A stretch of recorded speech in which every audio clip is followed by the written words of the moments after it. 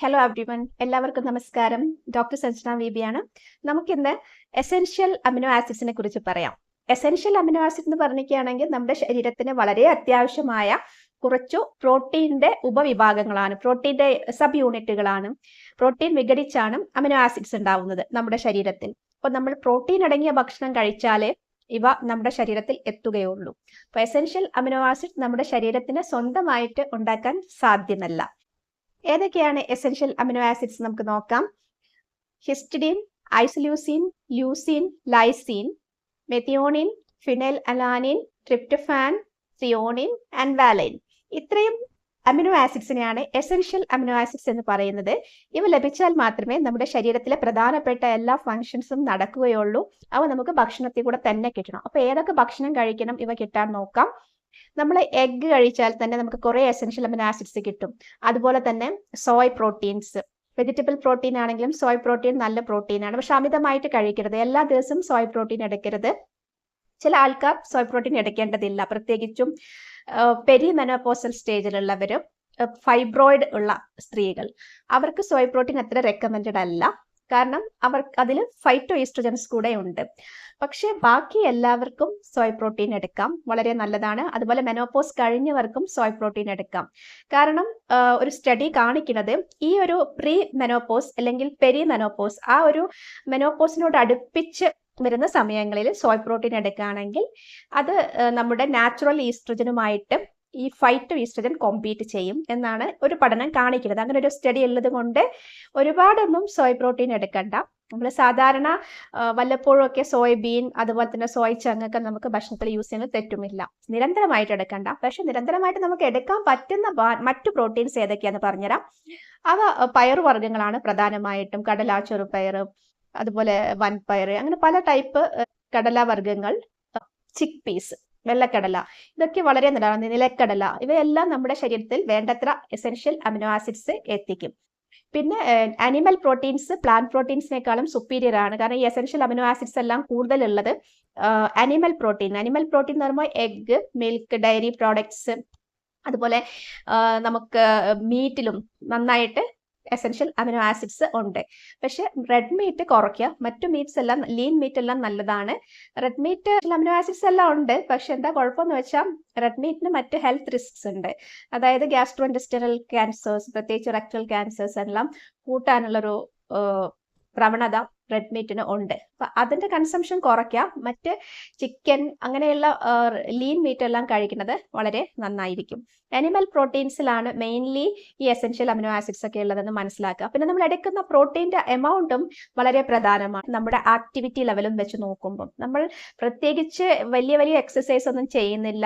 ചെറിയ എക്സസൈസസ്, നമ്മുടെ moderate level exercise ഉണ്ടല്ലോ, അത് മാത്രമേ ഉള്ളൂ എങ്കിൽ നമുക്ക് ഈ 1 gram per kilogram per body weight okay ആണ്.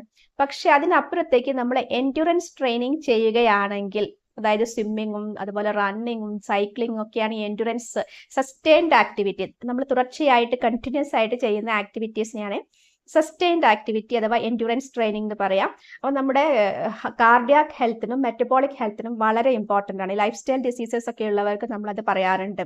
സാംസർ വെൽനസിൽ നമ്മൾ എപ്പോഴും റെക്കമെൻഡ് ചെയ്യുന്നത് സസ്റ്റെയിൻഡ് ആക്ടിവിറ്റിയാണ്. ലൈഫ് സ്റ്റൈൽ ഡിസീസസിൽ ഉള്ളവരും ആ ബോർഡർ ലൈനിൽ നിൽക്കുന്നവരും. അല്ലാത്തവർക്ക് മോഡറേറ്റ് എക്സസൈസ് ആണ്. പിന്നെ ഫെമിലിയൽ പ്രിഡിസ്പോസിഷൻ ഒക്കെ ഉണ്ടെങ്കിൽ നമ്മളതും കൂടെ നോക്കി അവരുടെ വെയിറ്റ് എല്ലാം കാൽക്കുലേറ്റ് ചെയ്താണ് എക്സസൈസ് തീരുമാനിക്കാറുള്ളത്. അപ്പോൾ പ്രത്യേകിച്ചും ഇന്നത്തെ കാലത്ത് ലൈഫ് സ്റ്റൈൽ ഡിസീസസ് വളരെ കൂടുതലായതുകൊണ്ട് എൻഡ്യൂറൻസ് ട്രെയിനിങ് പല ആൾക്കാർക്കും റെക്കമെൻഡ് ചെയ്യാറുണ്ട്, മോഡറേറ്റ് ഫിസിക്കൽ ആക്ടിവിറ്റി കൂടാതെ. അപ്പോൾ അങ്ങനെയുള്ളവർക്ക് കുറച്ചും കൂടെ പ്രോട്ടീൻ ഇൻടേക്ക് വേണ്ടി വരും. അതുപോലെ എക്സസൈസ് തുടങ്ങുന്നതിന് മുമ്പും നമ്മൾ നട്ട്സ് ആൻഡ് സീഡ്സ് ഒക്കെ റെക്കമെൻഡ് ചെയ്യാറുണ്ട്. ഈ എൻഡ്യൂറൻസ് ട്രെയിനിങ് ചെയ്യുന്നവരെ കഴിയുന്നതും ഫാസ്റ്റിംഗ് ഒഴിവാക്കുക എന്നാണ് എൻ്റെ അഭിപ്രായം. കാരണം അത് മസിൽസിനെ ബ്രേക്ക് ഡൗൺ ചെയ്യിക്കും. നമ്മൾ ഫാസ്റ്റ് ചെയ്ത അവസ്ഥയിൽ നമുക്ക് വെയിറ്റ് ലോസ് വരുമായിരിക്കും. പക്ഷേ അതായത് നല്ല വണ്ണമുള്ളവരൊക്കെ അങ്ങനെ, ചില ആൾക്കാർ അങ്ങനെ ചെയ്യാറുണ്ട്. പക്ഷെ എൻ്റെ അഭിപ്രായം അത് എപ്പോഴും മസിൽസ് ക്ഷീണിക്കും, നമ്മുടെ ബോഡി കുറച്ചും കൂടെ ക്ഷീണിക്കും. അങ്ങനെ ചെയ്യുന്ന സമയത്ത് നമുക്ക് ഹെൽത്തി ഫാറ്റ്സ് ഉള്ള, അതിനൊപ്പം തന്നെ നല്ല പ്രോട്ടീൻ ഉള്ള നട്ട്സ് ആൻഡ് സീഡ്സ് കഴിക്കുക. നട്ട്സ് ആൻഡ് സീഡ്സിലും കുറച്ച് പ്രോട്ടീൻസ് ഉണ്ട്, പ്രത്യേകിച്ച് നട്ട്സിൽ. പിന്നെ കുറച്ച് പ്രോട്ടീൻ വെജിറ്റബിൾസിലും ഉണ്ട്. അതുപോലെ തന്നെ മെയിൻ സോഴ്സ് പ്രോട്ടീൻ്റെ ഇതൊന്നുമല്ല, പയറുവർഗ്ഗങ്ങളാണുള്ള മെയിൻ പ്രോട്ടീൻ എന്ന് പറഞ്ഞിരിക്കുകയാണെങ്കിൽ മെയിൻ സോഴ്സ് എന്ന് പറഞ്ഞാൽ. അതുപോലെ animal protein, egg, Soy protein, അതൊക്കെയാണ്, മിൽക്ക്, ഇതൊക്കെയാണ് മെയിൻ സോഴ്സ്. പക്ഷെ നമുക്ക് പെട്ടെന്ന് എക്സസൈസിന് നമ്മൾ പോണതിന് മുമ്പും എക്സസൈസ് കഴിഞ്ഞതിന് ശേഷം നമുക്ക് ഈസി ആയിട്ട് എടുക്കാൻ പറ്റുന്ന പ്രോട്ടീൻ നട്ട്സ് ആണ്. നമുക്ക് എല്ലാവർക്കും പലറ്റബിളും ആണ് അത്. അപ്പോൾ അത് നമുക്ക് എടുക്കുകയാണെങ്കിൽ മസിൽസ് അധികം ക്ഷീണിക്കില്ല. എൻഡുറൻസ് ട്രെയിനിങ് ചെയ്യുന്ന ആളുകൾ ഇങ്ങനെയുള്ള ചെറിയ ശീലങ്ങൾ, ചെറിയ ഹാബിറ്റ്സും കൂടെ ശ്രദ്ധിക്കുകയാണെങ്കിൽ അവർക്ക് മസിൽ ബ്രേക്ക് ഡൗൺ ഉണ്ടാവില്ല.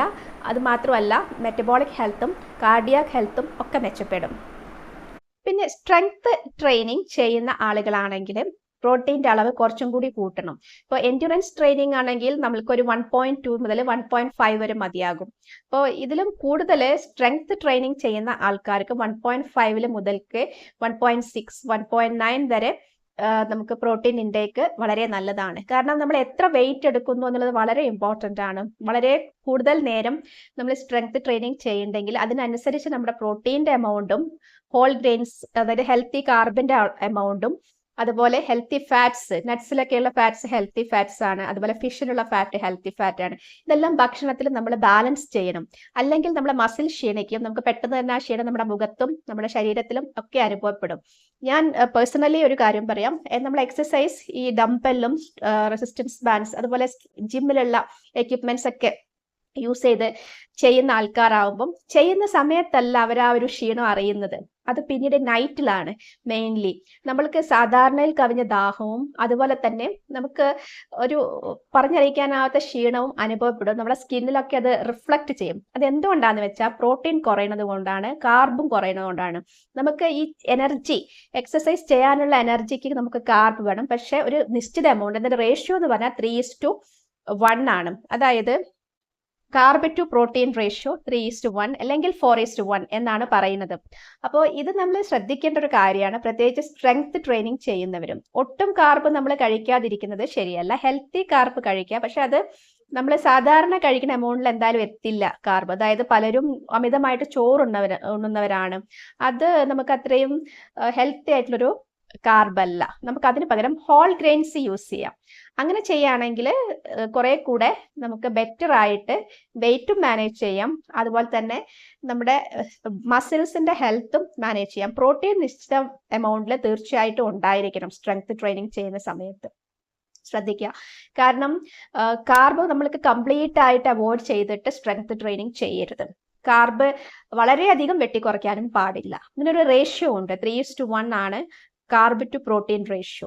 ഇപ്പോൾ നന്നായിട്ട് ഇപ്പോൾ ജിമ്മിലെല്ലാം പോയിട്ട് 1 മണിക്കൂർ എല്ലാം നമ്മളാണെങ്കിൽ സ്ട്രെങ്ത് ട്രെയിനിങ് ചെയ്യുകയാണെങ്കിൽ അത് നമ്മുടെ ഹെൽത്തിന് ഗുണകരമാകണമെങ്കിൽ ആവശ്യത്തിന് പ്രോട്ടീനും ഹെൽത്തി ഫാറ്റും അതുപോലെ തന്നെ നല്ല പ്രോട്ടീനും ഉണ്ടായിരിക്കണം. ഈ നല്ല പ്രോട്ടീൻ, അനിമൽ പ്രോട്ടീൻ നല്ലതാണ്, അതുപോലെ പയറുവർഗ്ഗങ്ങൾ പ്ലാന്റ് പ്രോട്ടീനും നല്ലതാണ്. രണ്ടും കൂടെ മിക്സ് ചെയ്ത് യൂസ് ചെയ്യുന്നതാണ് ഏറ്റവും നല്ലത്. നിങ്ങളൊരു വെജിറ്റേറിയൻ ആണെങ്കിൽ നിങ്ങൾക്ക് പ്രോട്ടീൻ ഏതെല്ലാം സോഴ്സിൽ നിന്ന് കിട്ടുമെന്ന് നോക്കാം. പ്രോട്ടീൻ നമ്മുടെ ശരീരത്തിന് വളരെയധികം അത്യാവശ്യമായിട്ടുള്ളൊരു ന്യൂട്രിയൻ്റ് ആണ്. അത് നമ്മുടെ ശരീരത്തിൽ വളരെയധികം പ്രാധാന്യം അർഹിക്കുന്ന ഒരു ന്യൂട്രിയൻ്റ് ആണ്. കാരണം ബോഡി ബിൽഡിങ്ങിന് അത് ആവശ്യമാണ്. മസിൽസ് ഉണ്ടാവുക, എൻസൈംസിനും ഹോർമോൺസിനും ഒക്കെ പ്രോട്ടീൻ ആവശ്യമാണ്. നമ്മുടെ ബോഡി മെറ്റബോളിസത്തിന് വളരെ ഇമ്പോർട്ടൻ്റ് ആണ് പ്രോട്ടീൻ.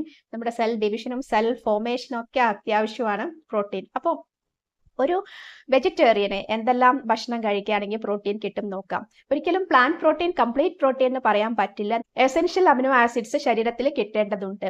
അപ്പോൾ നമ്മൾ കുറച്ചും കൂടെയൊക്കെ മിൽക്ക് പ്രോഡക്ട്സും യൂസ് ചെയ്യുകയാണെങ്കിൽ മാത്രമേ നമുക്കത് ഒരു കംപ്ലീറ്റ് പ്രോട്ടീൻ, ഹെൽത്തി പ്രോട്ടീൻ ആക്കി മാറ്റിയെടുക്കാൻ പറ്റുള്ളൂ. എങ്കിലും ഏറ്റവും നല്ല പ്ലാന്റ് പ്രോട്ടീൻസ് എന്ന് പറയാം. പ്രധാനപ്പെട്ട പ്ലാന്റ് പ്രോട്ടീൻസ് എന്ന് പറഞ്ഞു കഴിഞ്ഞാൽ പലതരം കടലവർഗ്ഗങ്ങളാണ്, അതായത് പയറുവർഗ്ഗങ്ങളാണ്. ചിക്ക് പീസ്, ലെന്റിൽസ്, അതുപോലെ ദാൽ, പിന്നെ നമുക്ക് നിലക്കടല, ഗ്രൗണ്ട് നട്ട് അഥവാ പീനട്ട്, ഇവയൊക്കെ നമുക്ക് ഭക്ഷണത്തിൽ ഉൾപ്പെടുത്താം. ഇത് കൂടാതെ കീൻവയിലും പ്രോട്ടീൻ ഉണ്ട്. പിന്നെ അത് കൂടാതെ നമുക്ക് സോയ് പ്രോട്ടീൻസ് യൂസ് ചെയ്യാം. പിന്നെ യോഗേർട്ട് യൂസ് ചെയ്യാം, ഗ്രീക്ക് യോഗേർട്ട്. ഇതിലെല്ലാം നല്ല പ്രോട്ടീൻസ്, ഡയറി പ്രോഡക്റ്റിൽ നല്ല പ്രോട്ടീൻ ഉണ്ട്. അപ്പോൾ വെജിറ്റേറിയൻസ് ഡയറി പ്രോഡക്ട്സും കൂടെ യൂസ് ചെയ്യാം, പയറുവർഗ്ഗങ്ങളും കീൻവയും സോയ് പ്രോട്ടീനും കൂടാതെ. അപ്പൊ ഇതെല്ലാം നമ്മുടെ ശരീരത്തിൽ വേണ്ടത്ര എസെൻഷ്യൽ അമിനോ ആസിഡ്സ് നമുക്ക് തരും. അത് നമുക്ക് ഫുഡിൽ കൂടെ മാത്രം കിട്ടുന്നവയാണ്. Okay, keep on watching Samson wellness.